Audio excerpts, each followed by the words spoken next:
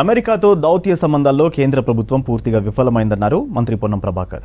America వెళ్లే వారికి ఈ నిబంధనలు పెద్ద అడ్డంకి అని చెప్పారు. విదేశాల్లో స్థిరపడ్డ వాళ్లంతా తెలంగాణలో పెట్టుబడులు పెట్టాలని కోరారు పొన్నం.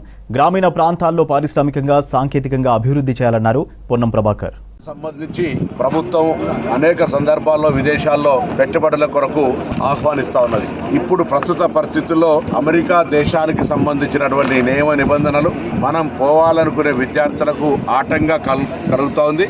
దౌత్య సంబంధాల్లో విదేశాంగ శాఖ తరఫున ఇటువంటి నియంత్రణ పెడతా ఉన్నప్పుడు భారత ప్రభుత్వం పూర్తిగా వైఫల్యం పొందింది. ఎందుకంటే ఇక్కడ నుంచి ఉపాధి కొరకో ఉన్నత విద్య కొరకో పోయేటువంటి పనిలో ఉన్నటువంటి వాళ్లకు ఇదొక పెద్ద ఆటంకం. నేను ఈ సందర్భంగా తెలంగాణ బిడ్డలందరికీ అమెరికాలో లేదా విదేశాల్లో ఉన్నటువంటి వాళ్ళ యొక్క తెలివంతులు, ఉదాహరణకు మన దేశానికి సంబంధించిన 100 మంది సీఓలు బయట దేశాల్లో ఉన్నారు.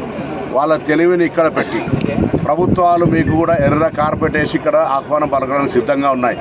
వేరే దేశాలలోనూ ఇన్వెస్ట్మెంట్ చేయమని కంటే మీరు వేరే దేశాల్లో ఇన్వెస్ట్ చేసిన అమౌంట్ అంతా తెచ్చి ప్రభుత్వం మీకు సానుకూలంగా పాలసీ తయారు చేసే ప్రయత్నం జరుగుతుంది.